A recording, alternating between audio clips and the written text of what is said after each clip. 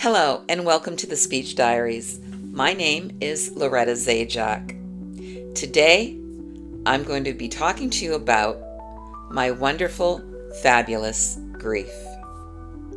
First, let me say that even though I don't know your story, I acknowledge your pain, and I am truly sorry for your loss. Losing someone you love is not easy. And even though each of us handles it differently, the very fact that it's something we have to handle validates that it is difficult. Grief is a natural human response to loss. Throughout my life, I have experienced the many faces of grief for various reasons. Being bullied at school, unrequited love, not getting a call back from a job interview, a broken friendship, and yes, the death of somebody close to me. But all of those losses pale in comparison to my greatest loss of all, the death of my son Michael. I had always looked at grief as a negative emotion, which, when triggered, brings about deep-rooted sadness, sometimes through tears, sometimes anger, and in many cases denial.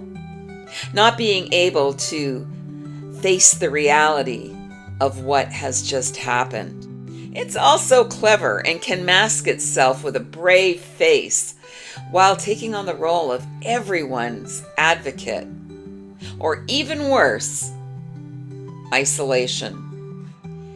In the 1960s, psychiatrist Dr. Elizabeth Kubler-Ross conceptualized the idea that grief has 5 stages: denial, anger, bargaining, depression, and acceptance. Over the years, we've added shock and guilt to that list. The concept, although fundamentally accurate, is not a one-size-fits-all theory. Depending on the individual, the loss itself, the order of each stage may vary, the intensity may differ, and the cycle may repeat. Something to consider as well is that your grief may be compounded, meaning you are experiencing more than one event simultaneously that causes you to feel grief. This is what happened to me.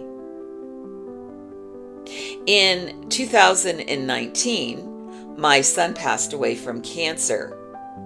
In 2020, the world shut down. We couldn't get together with family or friends, and everybody was isolated. And so were my feelings of grief. In 2023, my husband David passed away from Huntington's disease, and although we didn't live together, he was in a nursing home, I was his caregiver. And after he died, not only did I feel grief, I felt an extraordinary amount of guilt. The following year, in 2024, my best friend had severed ties with me, and I thought I had experienced the full veracity of grief. But this was different. This hit me hard, and surprisingly, in ways I never suspected. I was in grief overload all last year. What it looked like is that finally, all of the grief that I experienced over the past 4 years had culminated, come together, and now I realize that I have been going through the stages of grief. Not only that, but for each experience that I had, the process was different. And in some instances, I didn't experience every stage of grief. just some. And for others, I experienced all of them. The shock, the denial, the anger, the bargaining, the guilt. All of it. All of it came to a head. And finally, I was able to accept the loss. Now, accepting it doesn't mean it's over. It means that you have validated the fact that something has happened that has changed your life, but now you can move on. And the way you move on is what you take from it and bring forward with you. I also have to acknowledge that there are also going to be times when I'm going to miss the person that I care about very much. And yes, I am still going to grieve. I'm still going to cry. I'm still going to be sad. But I'm not going to be afraid of delving into it and exploring it. And making sure that when I am in the state of grief, that I take these 3 tools with me to help guide me through it. I'm going to embrace it, I'm going to explore it, and I'm going to express it. I'm going to embrace the fact that I am grieving because there was somebody in my life that I cared about and they cared about me, that I was loved and I loved. So I'm going to embrace the fact that I can grieve. I'm going to explore it. I'm going to look for the signs, things that are out in the universe that remind me of the times that we shared together. I'm going to listen to their favorite song. I'm going to see the things that they liked. And then I'm going to smile. And I'm going to remember all the things that we shared together that made them so special in my life. And I'm going to express it. And I express it by talking about it freely and openly, by writing about it. Poetry, songs, books, looking at their photographs. And sometimes I express it by just being quiet, sitting there, and remembering. Now, my perspective on grief has changed significantly.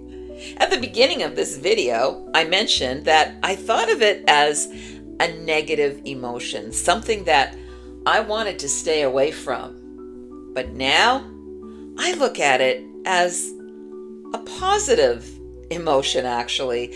It's an opportunity to share those moments with people that may not be here physically, but they are always in our hearts. And forever in our hearts they will be. I always think of that song by Garth Brooks called The Dance. The lyrics went something like, looking back on a time that we danced together and we were in love, but now we're not together. So I'm glad I didn't know, because we wouldn't have gotten the chance to dance had I known that things were going to end this way. So I'm glad. And I think things are better left by chance. That's paraphrasing it big time. It's a lot nicer when you hear it. You should check it out. The Dance by Garth Brooks. It's beautiful. And it's got a very strong and powerful message to it. We all go through heartbreak for one reason or another. But the reason that our heart is so broken at certain endings is because of how much we invested in that relationship. And since we invested a lot into it, it must have been beautiful and magical.